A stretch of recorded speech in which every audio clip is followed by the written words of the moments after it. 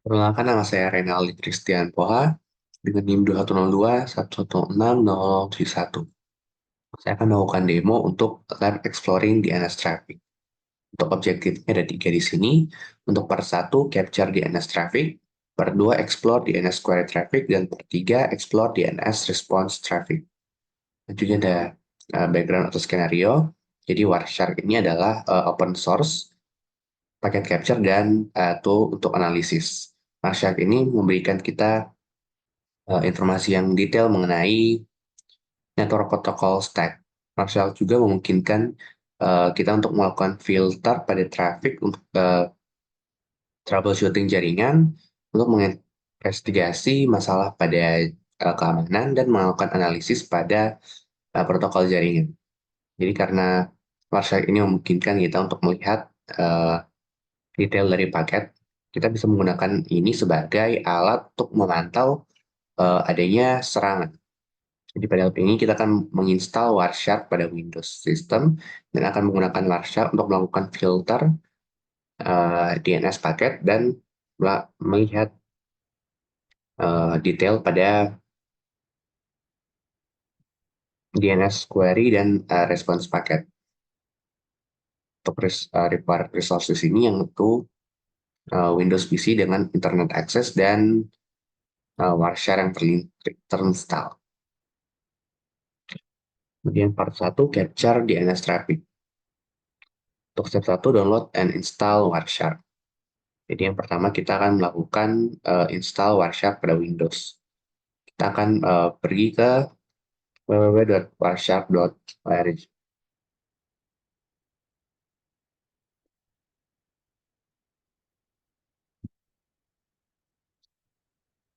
Jadi di sini kita sudah masuk untuk webnya.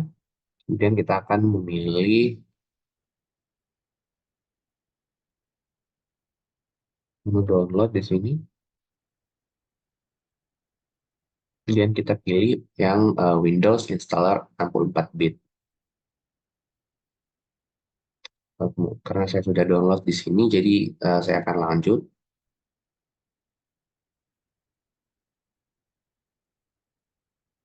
Kita akan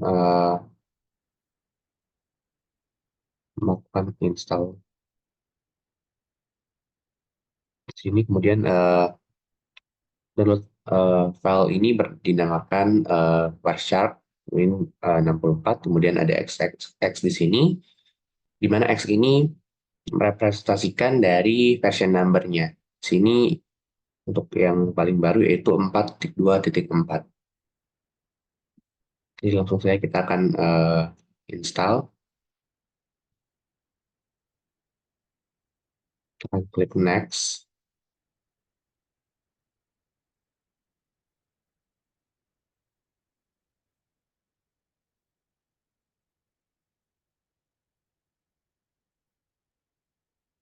Jadi kita sudah agree untuk license agreement Windows-nya di sini.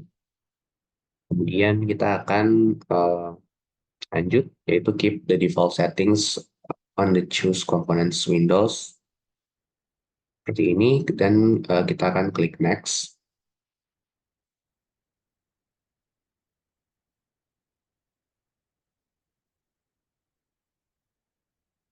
Dan kita bisa mengganti instalasi location-nya di sini, cuma saya tidak ganti, jadi saya langsung next saja.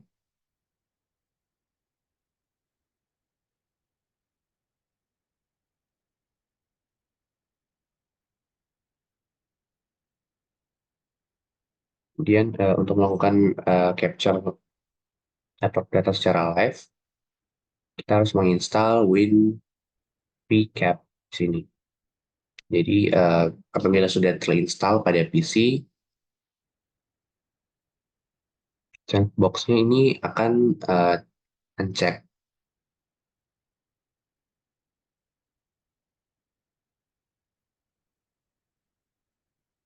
Jadi kita akan coba uh, download di sini untuk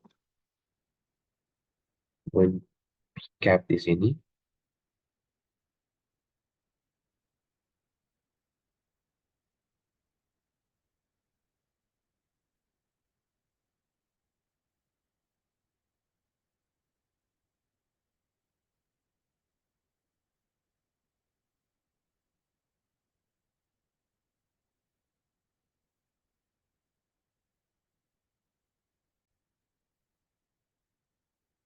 Kemudian kita akan install.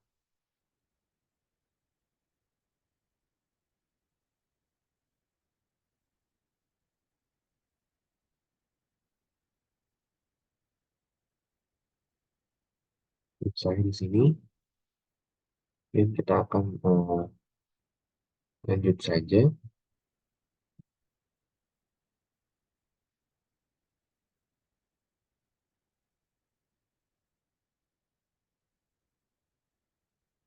Kemudian di sini kita tidak usah untuk menginstal USB pcap di sini.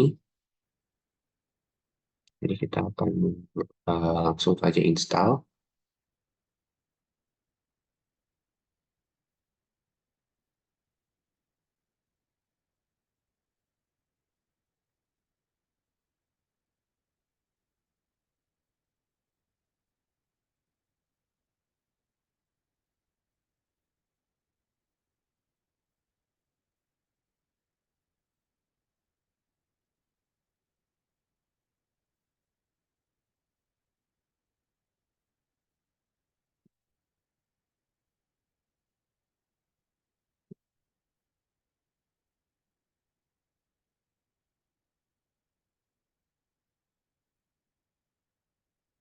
Jadi untuk proses instalasinya sudah selesai, kemudian kita akan klik finish. Selanjutnya untuk step 2, capture DNS traffic. Jadi kita akan buka untuk Wireshark di sini.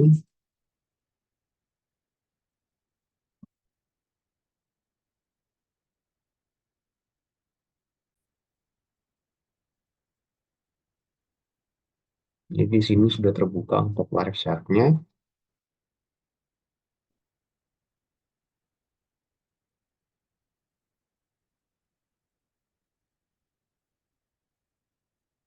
Kemudian kita akan pilih untuk di sini kita menggunakan Wi-Fi. Kemudian kita akan start capture. Ini sudah berjalan untuk Wireshark-nya. Kemudian kita akan membuka command prompt.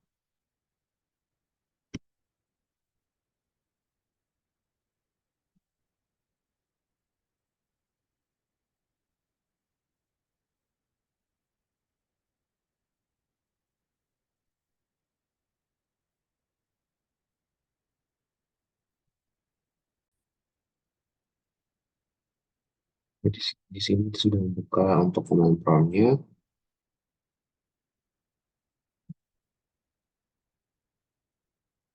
Kemudian kita akan mengetik ipconfig uh, // DNS.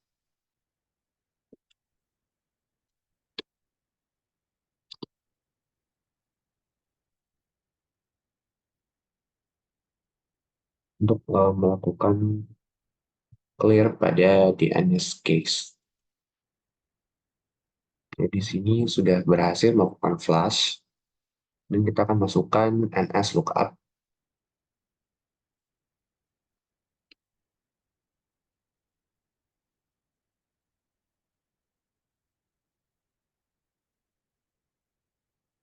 Kemudian kita masukkan untuk domain name-nya, yaitu www.cisco.com.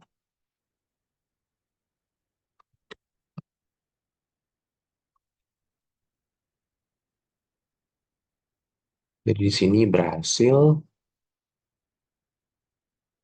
untuk IP address-nya itu 9192.168.1.1. Kemudian kita akan eh, masuk lagi ke Wireshark-nya, kemudian kita pilih stop capture. Di sini kita akan stop.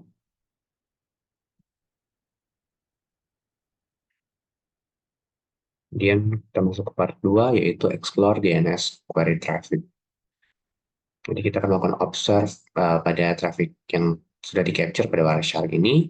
Kemudian kita masukkan untuk filternya yaitu udp.port sama dengan 53.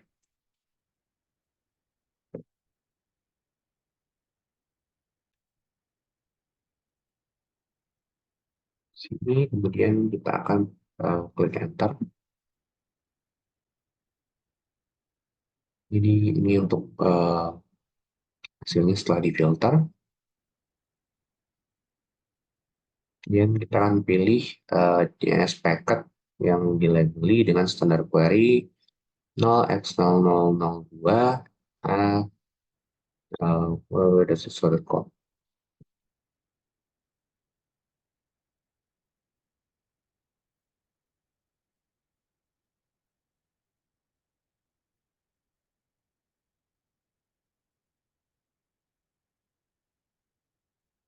Yang ini,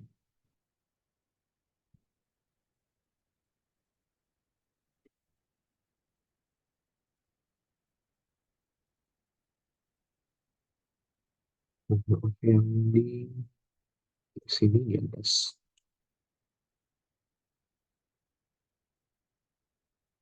Kemudian pada paket details pane ini kita akan lihat ada paket Ethernet 2 yang ini, ada Internet Local version 4, kemudian ada user datagram protocol dan domain name system query. Jadi kita akan selanjutnya kita akan melakukan expand pada Ethernet 2 untuk melihat detailnya. Di sini kita akan expand.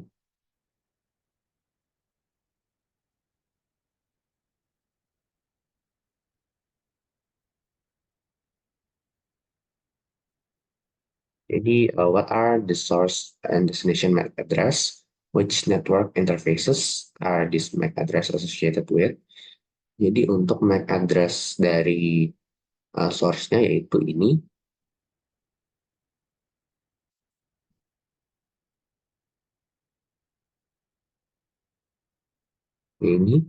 Kemudian untuk destination MAC address-nya yaitu ini. Jadi, MAC address source ini berkaitan dengan ini pada PC dan MAC address destination ini berkaitan dengan default gateway. Jadi jika pada server DNS lokal ini, MAC address destination ini akan menjadi MAC address dari server DNS lokal. Selanjutnya kita akan expand untuk Internet Protocol version 4.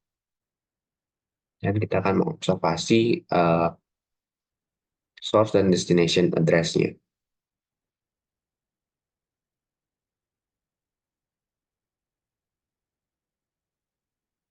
Jadi ini untuk source address-nya 192.168.1.132 dan destination address-nya yaitu 192.168.1.1. Selanjutnya, what are the source and destination IP addresses? Which network interfaces are these IP addresses associated with? Jadi IP address yang source ini berkaitan dengan NIC pada PC dan IP address destination ini berkaitan dengan default gateway. Selanjutnya kita akan expand user datagram protocol. Kemudian kita akan observe untuk source and destination port-nya. Jadi di sini untuk source port-nya dan destination port-nya. What are the source and destination ports? What is the default DNS port number? Jadi untuk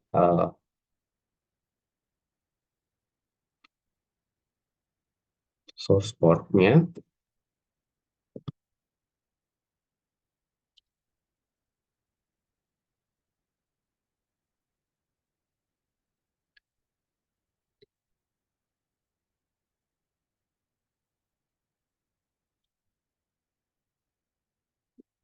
adalah 51.895 dan destination port-nya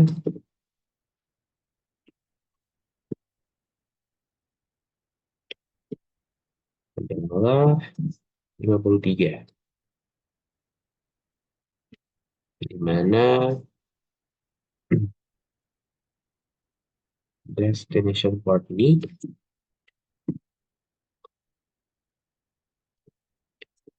adalah default DNS port number.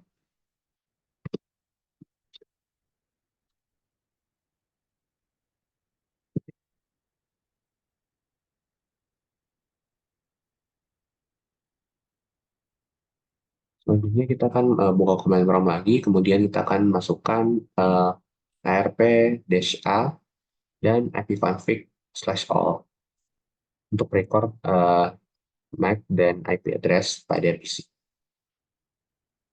Sini kita masukkan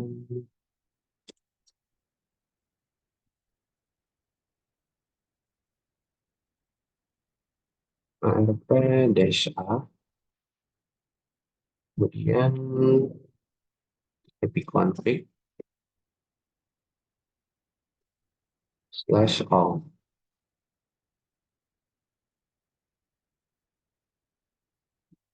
Kemudian compare the MAC and IP addresses in the Wireshark result to the result from the ipconfig/all result. Jadi di sini untuk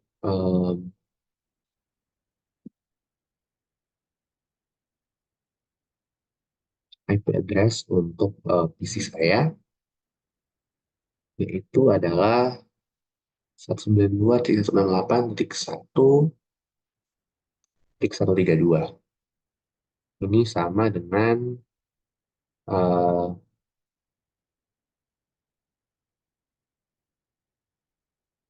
source address yang ada pada Wireshark. Kemudian untuk DNS servernya di sini sama dengan destination address. Kemudian untuk MAC address pada PC saya yaitu ini F85E A00B13F5. Di sini juga sama dengan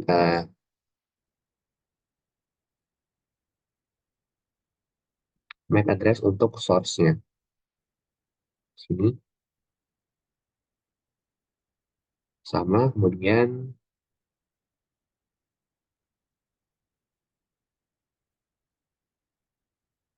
untuk MAC address pada destination-nya di sini sama dengan yang ada di Wireshark juga, itu 50.1b32.36.cf0. Sini untuk di Wireshark-nya juga sama. Jadi IP dan MAC address yang di-capture pada Wireshark sama dengan alamat yang tercantum di perintah ipconfig/all.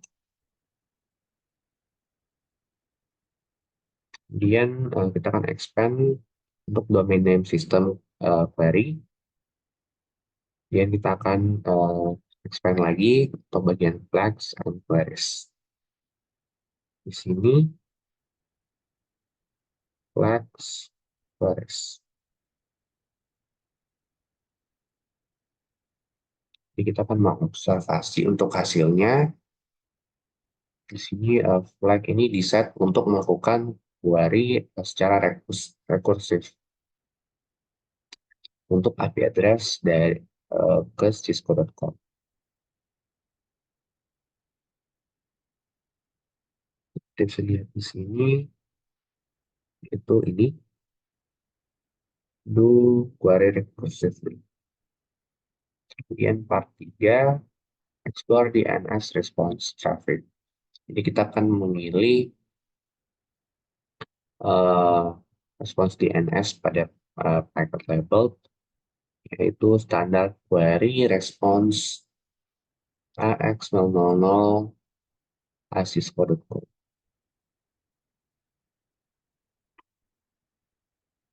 Sini kita akan cari ya ini ternyata.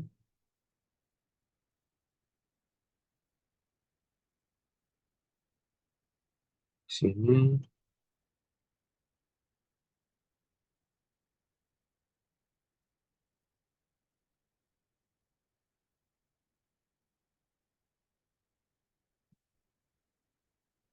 ada pertanyaan, what are the source and destination MAC and IP addresses and port numbers?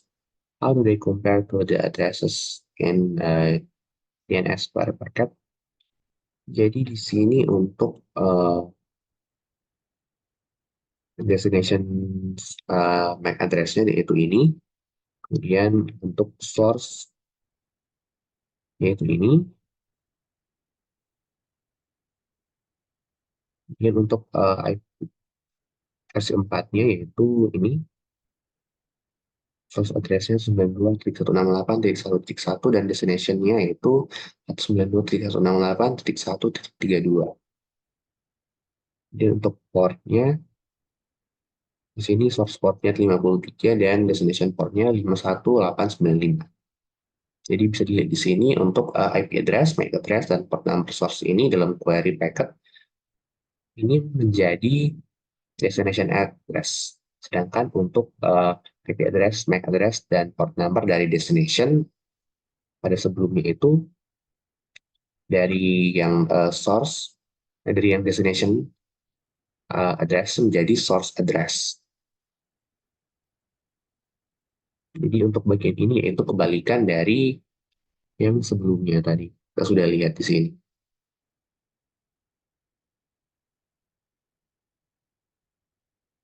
Kemudian expand domain name systems.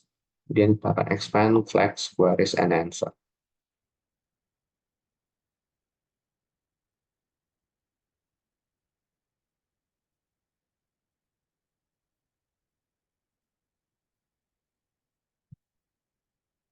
Jadi kita mengobservasi hasilnya. Kemudian ada pertanyaan, can the DNS server do recursive queries? Jadi jawabannya di sini ya. DNS ini dapat melakukan recursive queries. Kita bisa lihat di sini bagian ini recursive desired. Jadi do query recursively.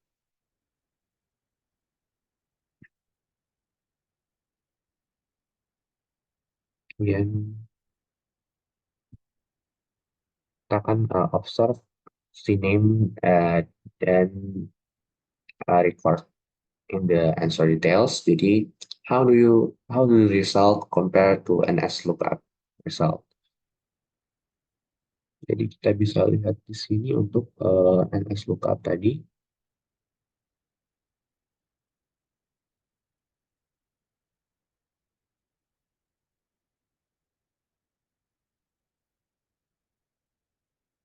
Di sini hasil dari Wireshark ini harus sama dengan hasil NS lookup dari command prompt. Bisa dilihat di sini untuk answer di sini untuk aliasnya yang sama. Ada www.cisco.com, kemudian ada www.cisco.dns.net, kemudian cisco.com.hkey.net, kemudian ada cisco.com.hk.net.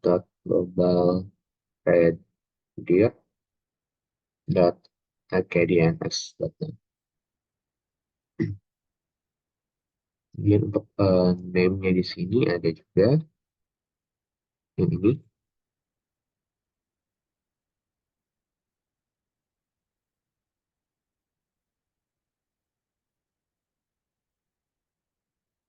Selanjutnya ada reflection from the Wireshark result. What else can you learn about the network when you remove the filter? Jadi untuk tanpa filter ini hasilnya akan menampilkan paket lain seperti DHCP dan ARP. Di paket-paket ini dan informasi yang terdapat dalam paket-paket ini kita dapat mempelajari tentang perangkat dan perangkat lain dan fungsinya dalam LAN. Kemudian yang kedua, how can an attacker use Wireshark to compromise your network security? Jadi penyerang di LAN ini dapat menggunakan Wireshark untuk mengamati trafik jaringan dan bisa mendapatkan informasi sensitif dalam detail paket jika trafik tersebut tidak dienkripsi. Jadi sekian untuk demo dari saya. Terima kasih. Makasih atas kesempatan yang diberikan kepada saya. Perkenalkan nama saya Lucia Carmenita Rosalia Lamba dengan NIM 2102110601114.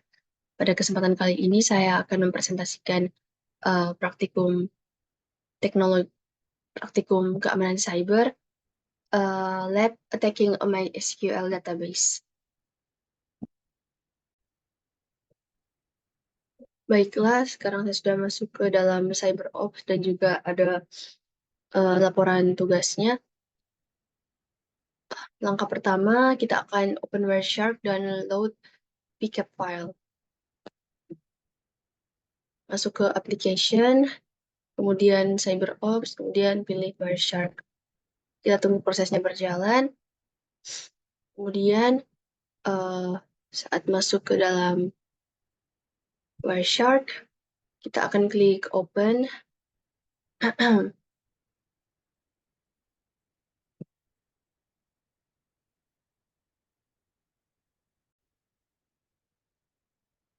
Kita klik file, kemudian kita pilih open. Oke, ketika masuk ke dalam Wireshark open capture files, kita akan pilih sql_lab.pcap. Cari ini. Kemudian kita klik oke. Kemudian pickup filenya sudah terbuka dalam Wireshark dan menampilkan capture dari network traffic. Nah, capture ini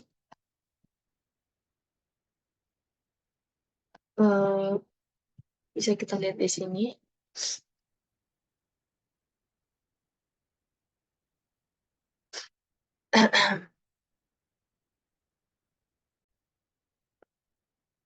Kemudian ada pertanyaan, what are the two IP addresses involved in this SQL injection attack based on the information displayed?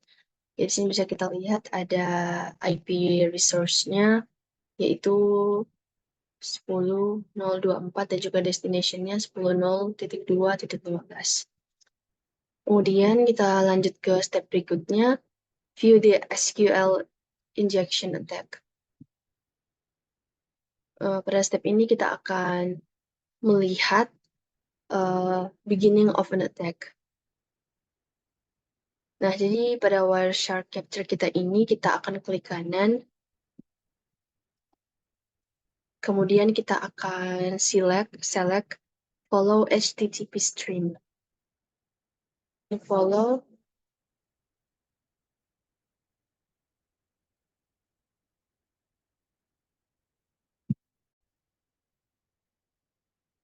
Oke, pada Wireshark ini, pada line ke-13, kita akan klik kanan, kemudian kita follow HTTP stream. Kemudian kita klik OK. Kemudian source traffic-nya ditunjukkan dengan yang berwarna merah ini. Kemudian source yang dikirimkan akan mendapatkan request ke host 10.2.15. Seperti ini. Nah, kemudian pada blue destination ini merupakan destination device yang direspon balik dari source-nya. Selanjutnya kita akan klik find.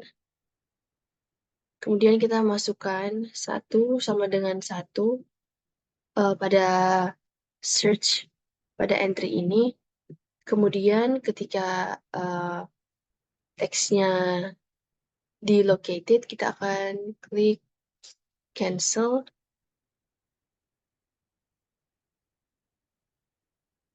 Dan ini kita akan find next dulu. Oke. Setelah kita find,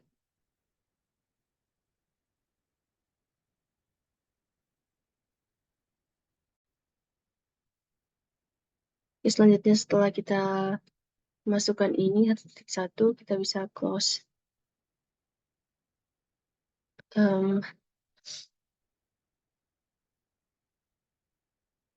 Oke.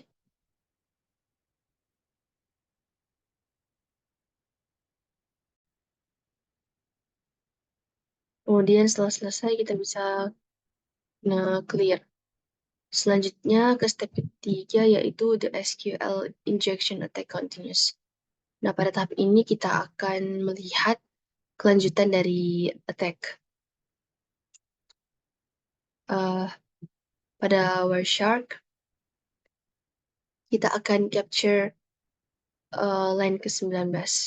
Kita scroll, kita pergi ke line 19. Kemudian kita akan klik kanan pada line 19 ini. Kemudian kita akan follow HTTP stream lagi. Oke, kemudian akan muncul tampilan seperti ini. Kemudian kita akan klik find dan kita masukkan 1 sama dengan 1.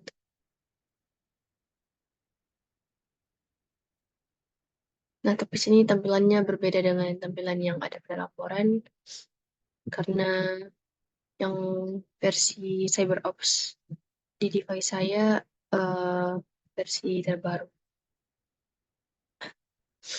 Kemudian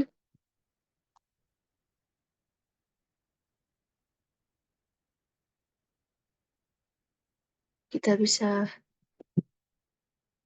scroll dan kita bisa lihat apa yang ada di sini. Yaitu bisa kita lihat attacker memasukkan entry 1 sama dengan 1. Bisa kita lihat di sini attacker ketika attacker memasukkan entry query 1 atau 1 sama dengan 1, unionnya akan tersebar ke database. Kemudian pada user ID search box pada target 10.02.15 termasuk ke dalam aplikasinya responding dengan login failure message. Jadi bisa kita lihat pada informasi yang ada di sini. Selanjutnya pada database name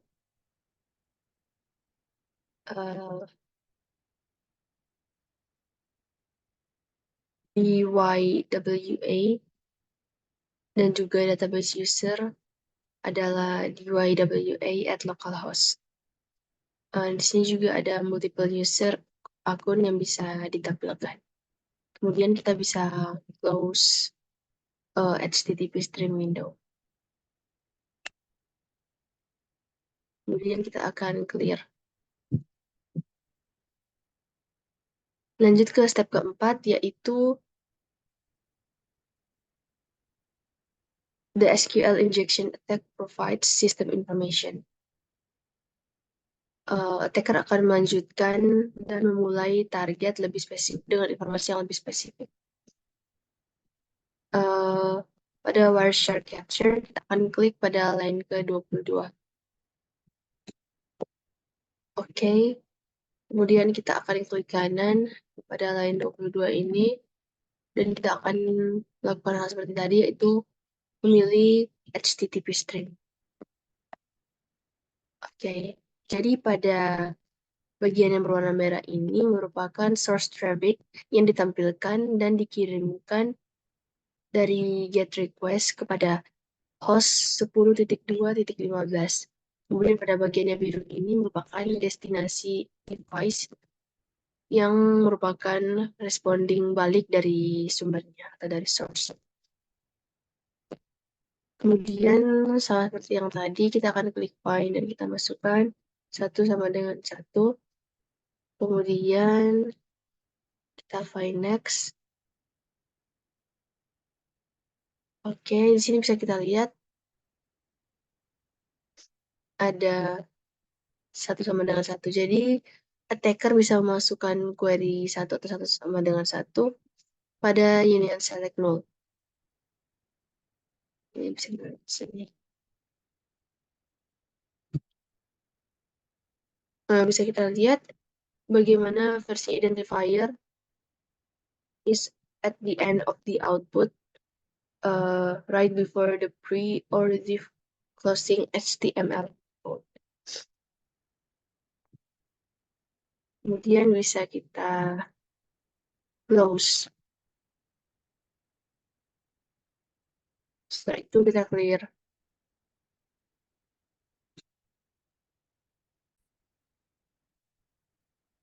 Kita lanjut ke step kelima, the SQL injection attack and table information.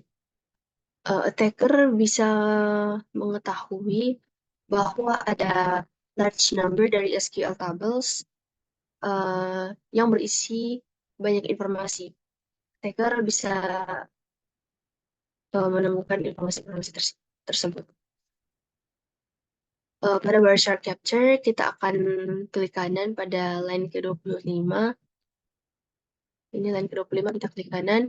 Kemudian kita akan follow HTTP string. Source yang dimiliki ditunjukkan dengan warna merah. Ini source yang berwarna merah ini mendapatkan request kepada host 10.0.2.15. Kemudian pada bagian berwarna biru ini merupakan destinasi device yang direspon balik dari source-nya atau dari sumbernya. Kemudian sama seperti tadi, kita pergi ke find, kita masukkan user.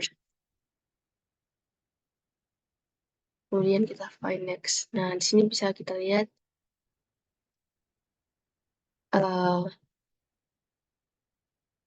ada user di bagian sini.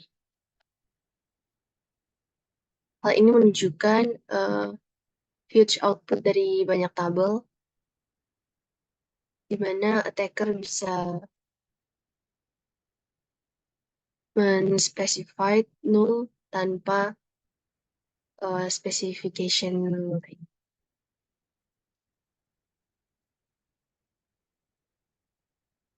Oke, kita akan close ini, kemudian kita akan clear lagi. Selanjutnya, step ke-6, the SQL injection attack concludes.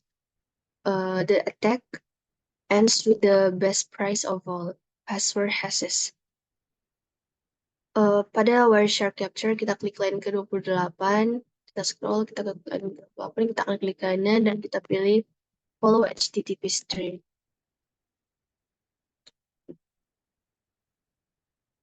Oke, sama seperti yang tadi, source-nya ditunjukkan dengan warna merah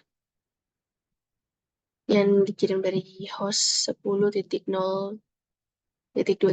dan juga source-nya ditunjukkan dengan warna biru. Kemudian pada bagian find kita masukkan lagi 1 sama dengan 1. Kemudian kita pilih find next dan bisa kita lihat di sini sudah ada 1 sama dengan 1. Dan kemudian kita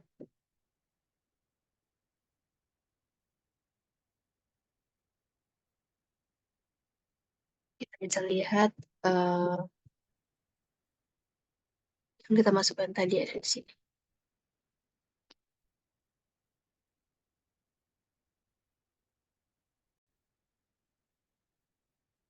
Sekian presentasi saya untuk lab attacking MySQL database. Kurang lebihnya saya mohon maaf dan terima kasih.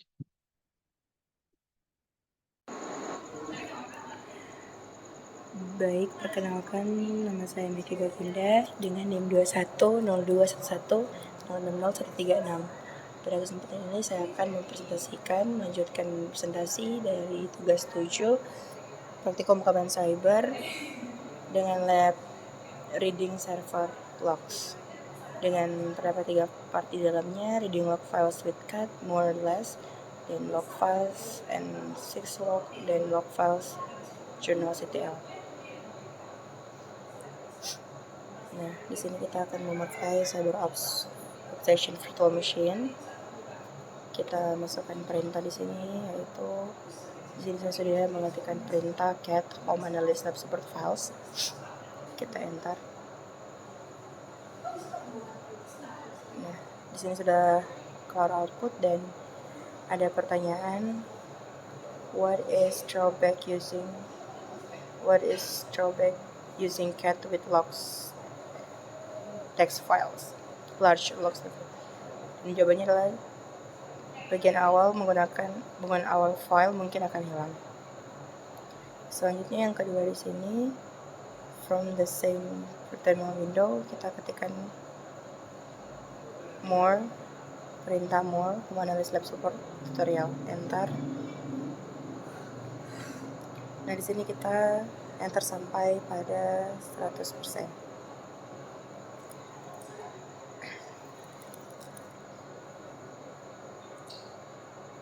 Kemudian kita masukkan perintah.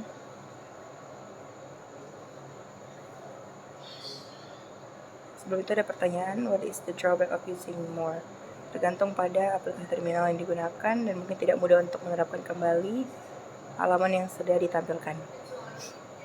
Nah, untuk poin ini kita sampai sudah setelah 100%, kita ketikkan perintah less home analyst lab support files log hash tutorial .logs.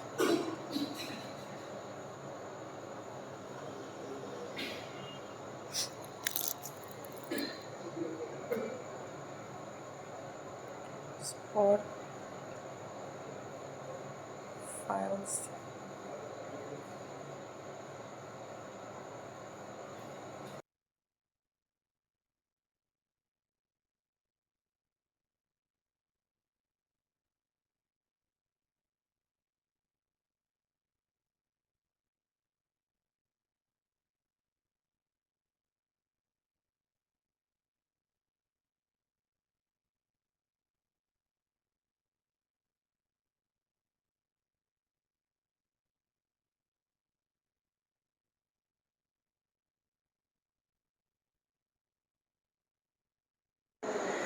Nah, kemudian di sini kita ketikkan perintah tail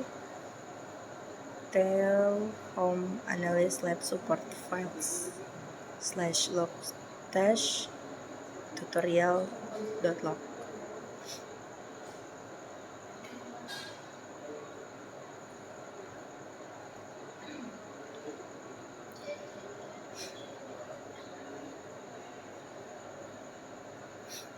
tutorial.log. Kita enter.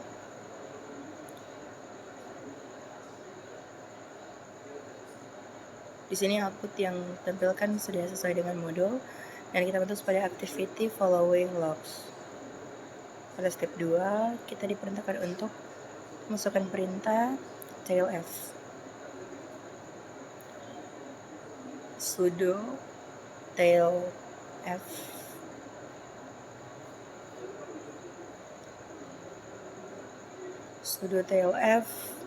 home analyst lab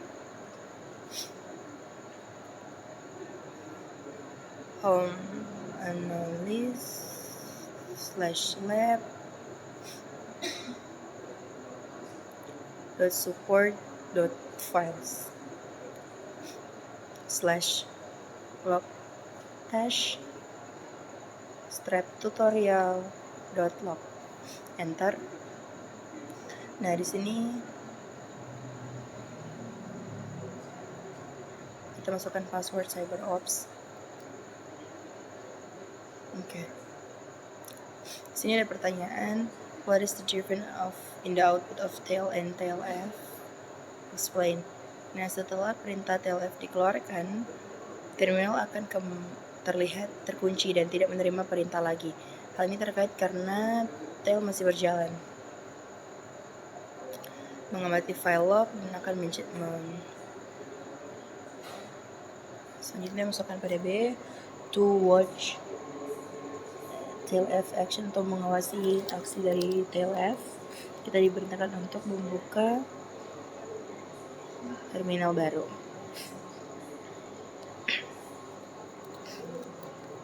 Kemudian di sini kita masukkan perintah echo this a new entry this monitor files lab.support.file/logstack log dash strap tutorial.log.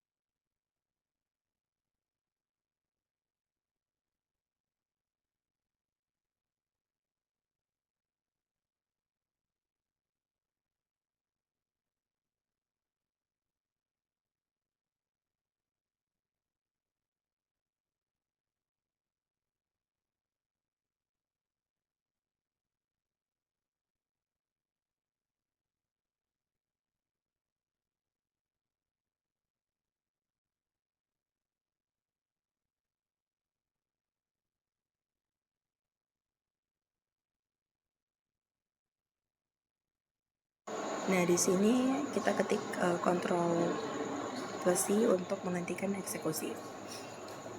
Nah, kita diperintahkan untuk close satu window untuk melanjutkan modul ini. Kita masuk pada modul 6 yaitu log files and syslog. Di sini kita masukkan perintah sudo cat menggunakan cat, jadi sudo cat var log syslog.1. Enter.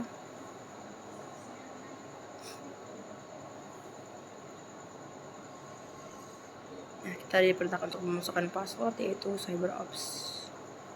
Kemudian di sini output yang ditampilkan sudah seperti yang diberikan di modul.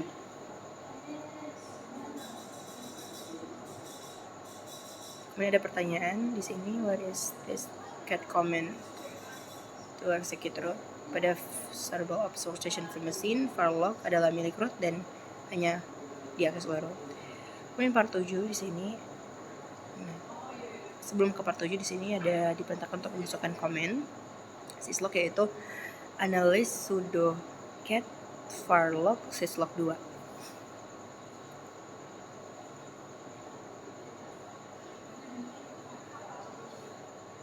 Nah, kemudian masukkan lagi perintah untuk melihat listnya. Kita masukkan perintah var sudo cat var log syslog2 dan nantinya sudo cat var log syslog4.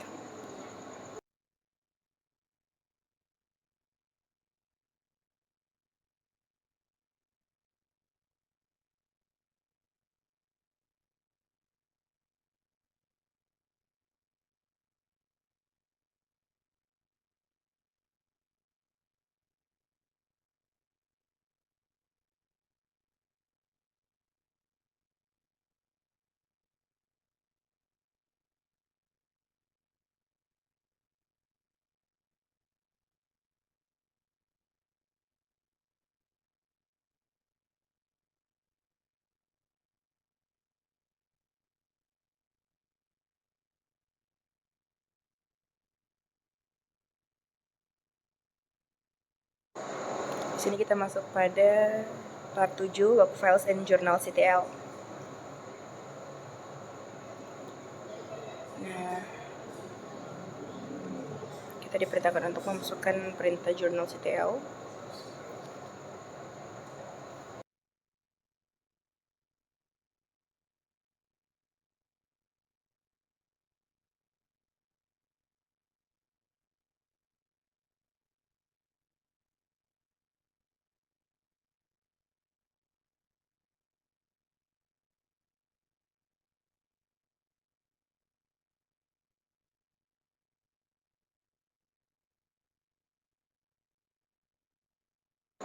Nah, output yang diperlihatkan sudah sesuai, yaitu journal.ctl sementara di running atau berjalan. Kemudian untuk menghentikan ini kita ketik Ctrl plus C. Kemudian yang kedua, step kedua, journal.ctl and view options. Kita masukkan perintah sudo journal.ctl. Nah, tampilan sudah seperti yang diperintahkan.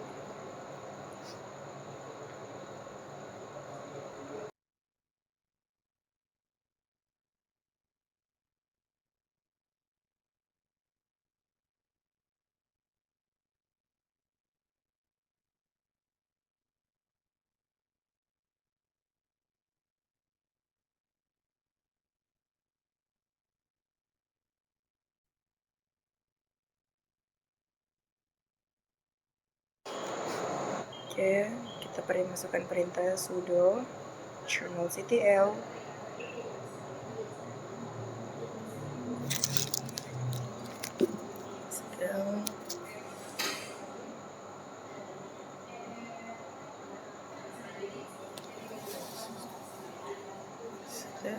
okay.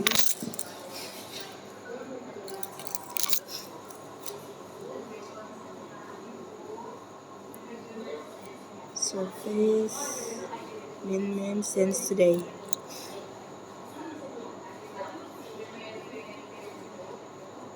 Enter.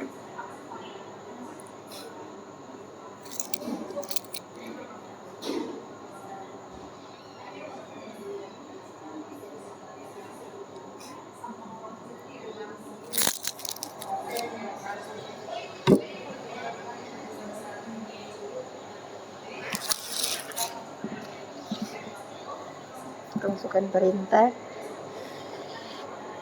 control-ctl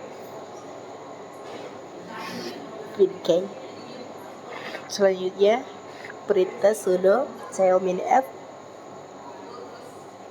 sudo journal min f. Baiklah, sudah ditampilkan output yang diarahkan dari modul, dan di sini ada refleksi, yaitu compare syslog and journal, what are the advantage and disadvantage of each. Jadi solusi ini merupakan alternatif atau solusi standar untuk pencatatan. Nah, syslog menggunakan file teks biasa namun kurang terstruktur, informasi tidak terpusat, dan mungkin perlu mencari lebih banyak informasi. Selain